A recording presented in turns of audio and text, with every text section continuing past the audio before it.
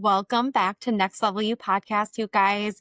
Today I am here recording part 2, talking all about intergenerational trauma, being the cycle breaker. I got such great feedback on that episode the week that it aired that I decided there needed to be a part 2 to this because there really is so much more that I could say. So here we are today. I want to say that I know this is a really heavy topic. I know this can be very triggering for some people. I completely understand that as somebody who has gone through the heavy healing journey with all of this. But I'm here to tell you that when we are talking about subjects like this, though I know it can be heavy, those are times when you really need to lean on your supports, both personally and professionally. While I know this can be triggering for some, if you know that you're not ready to dive into this subject, then give yourself permission to just not listen. I don't want you to listen to something that you feel like maybe you're not ready to hear or that might be upsetting to you. I don't find it as triggering anymore because, like I said, I've done a lot of the healing work around this, but I understand that everybody is in a different place when it comes to their healing journey. So I'm giving you permission to log off, to stop listening if you just feel like this is not for you. There's nothing wrong with that. So, on part 1, I really just gave you a general overview of what intergenerational trauma is, what it means to be a cycle breaker.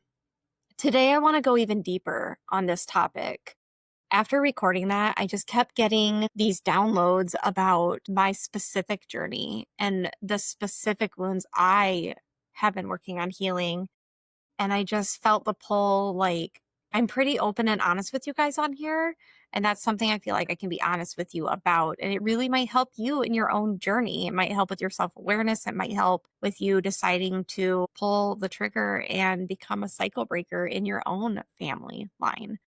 So, I I also just really recognized that there was so much more that I could say, and I felt like as I was recording my last episode, I felt like I kept like cutting myself off and stopping myself from going too deep into it. And so today's episode is really, I'm giving myself full permission to go as deep as I want to with this topic. So with that being said, just know as we go deep on this, that could trigger some emotions. It could trigger some grief. I absolutely recognize that everybody's in a different place with this journey. I myself went through an identity shift when I first started doing this work. So I'll be the first to say, like, while doing the work feels heavy at times, it's also the best thing I did for myself. And I hope if you don't feel that now, I hope at some point you do feel that way. Okay. I first just want to start off by saying that there is an emotional cost to being a cycle breaker. If you make that conscious decision that I'm going to be the one who changes, I'm going to be the one who stops these habits, these toxic ways, they will not continue past me. There is a lot of grief around that. And so I really want to acknowledge the grief that I've experienced, but also the grief that you yourself might experience if you decide to be the cycle breaker. First and foremost, I want to say, especially as I've done a lot of this work with my therapy clients, I've recognized that there is a lot of grieving over the childhood that you didn't get. This isn't this isn't us shaming your parents. This isn't us bad mouthing your parents. I don't feel it's fair to do that because at the end of the day, they did the best they could with what they had, just like we are doing the best we can with what tools and knowledge and maturity that we have. So I don't feel it's fair to shame them or to put them down when you're doing this work. I think it's really important to just simply acknowledge that they are just human, just like you and I are, with flaws and just like we have. So understand that as children, we do often put parents up on a pedestal, but now that you're an adult making this decision, take them down from that pedestal and understand that they are human just like you do, or just like you are. They make mistakes just like you make mistakes. They did the best they could with what they had, just like you're doing the best you can with what you have. But they're not better than us, and we are not better than them. We are equals. But there's something to be said about grieving the childhood that you didn't get. When I first started this work, I recognized that while I didn't have any, I call it big T trauma, I didn't have any physical or sexual abuse in my childhood. but I did witness a lot of emotional abuse. I don't feel I got loved in the way I needed it. And so, with that, there was just some grief that I experienced, like grieving the childhood I didn't get that I so badly wished I had.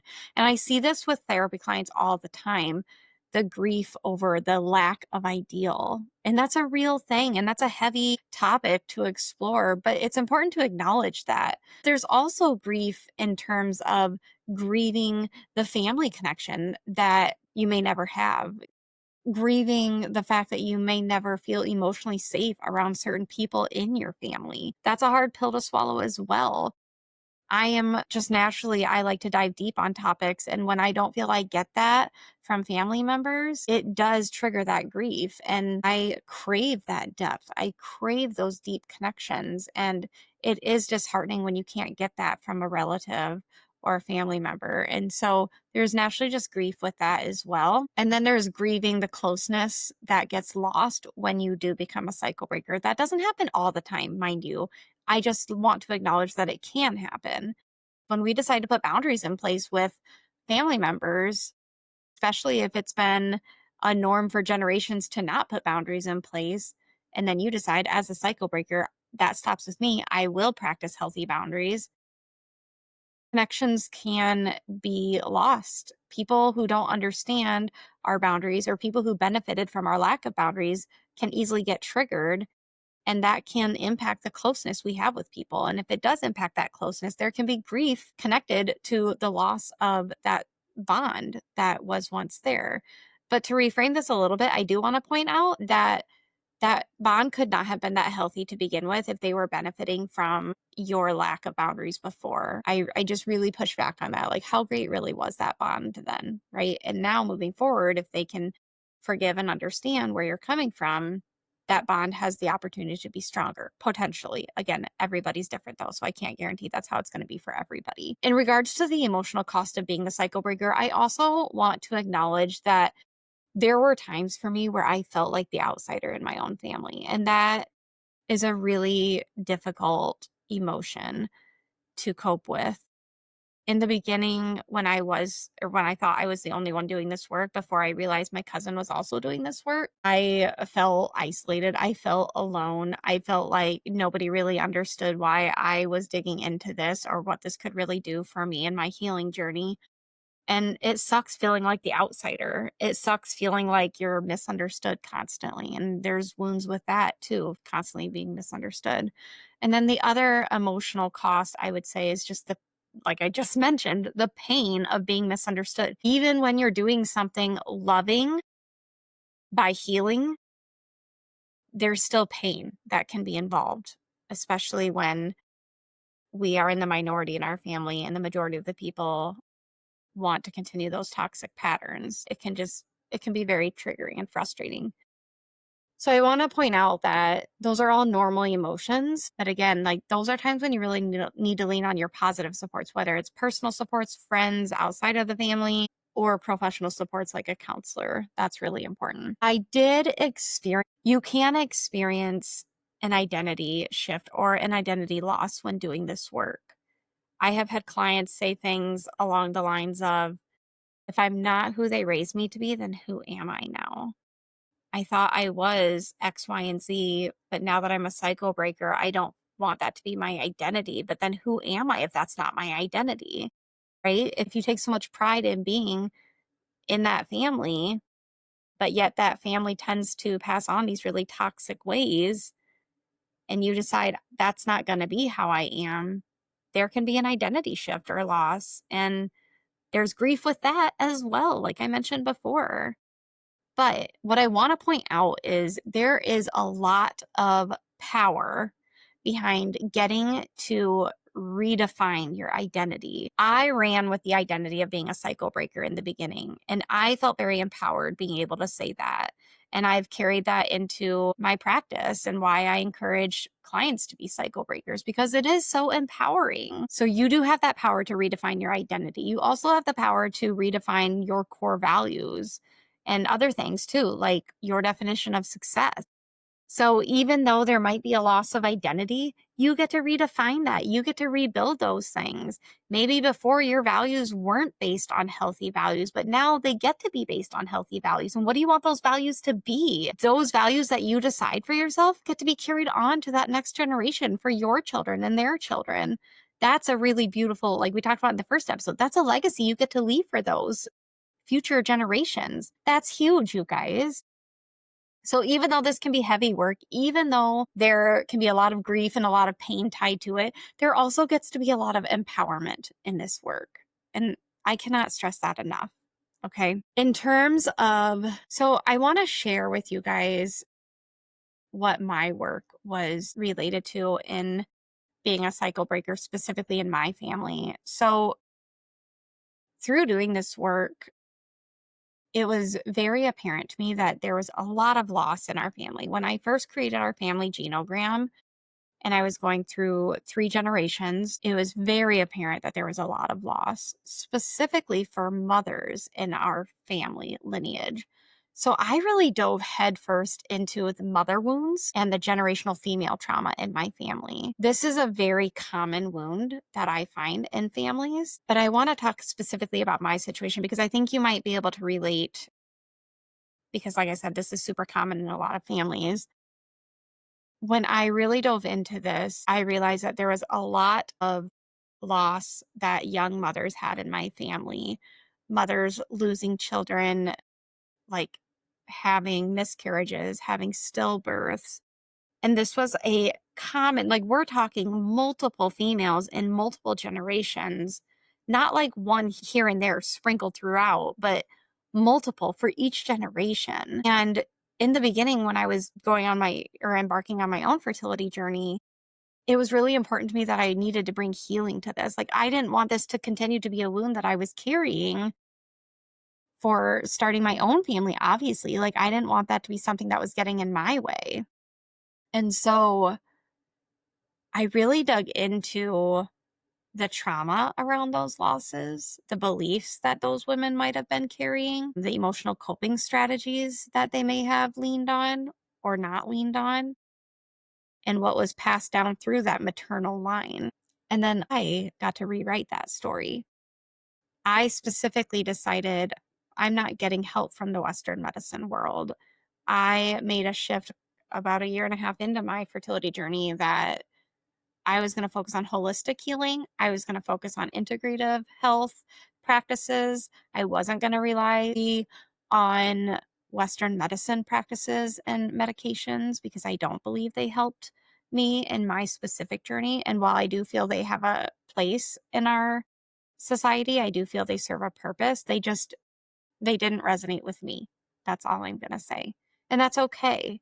Like my story can be different than yours, and that's okay. But I just recognized that I felt like that was definitely not helpful for previous generations. And I wanted that story to be different for my generation and for generations after me. Through digging into this work, I ended up scheduling some reiki sessions with a local shamanic healer that I work with. And that was really eye opening. Through a couple sessions with her, I realized that not only was this mother daughter wound or this maternal wound prevalent in generations of my family, but it was also prevalent in past lives that I've had. And I specifically got to relive a loss from a past life where I had a baby and lost a baby. And that was some of the most profound healing I have ever experienced. And for me, bringing healing to not just my family lineage, but also past lives was life changing. And I really do believe that's been just a monumental part of my healing journey, specifically for my fertility journey. I also recognized in my family lineage that there was a lot of generational beliefs around self worth or lack of self worth, around rest, around productivity This is all too common. And again, I guarantee you're going to be able to relate to this because I see it all the time with therapy clients as well. But so many of us inherited these unconscious beliefs like you have to earn your worth, rest is lazy, success means struggle. And I really want to say that, and this honestly directly connects with the work I do with my coaching clients. I really blend this into my coaching business as well. But those beliefs stemmed from a previous generation. And while it's outdated for us now, it probably wasn't back then. You know, I always use the example of like my grandparents were children out of the Great Depression. And at that time, money was scarce. Money didn't grow on trees. You did have to work hard to make money. It wasn't as prevalent as it is today. And because you had to work hard to make money, rest was seen as being lazy, but that's not true today. Okay. And so I want you to recognize that if these stories resonate with you, that you have to earn your worth, that you don't deserve to rest. And if you do, you're considered lazy, that in order to be successful, you have to work really hard and struggle to make that happen. None of that is true. Those are extremely limiting beliefs. And I saw those beliefs in my family lineage. My grandpa owned his own farm, always had help on the farm. His kids grew up working on the farm. His children, who then took over the farm, had grandkids that also grew up working on the farm. And so, like, a lot of hard work ethic is in our family line.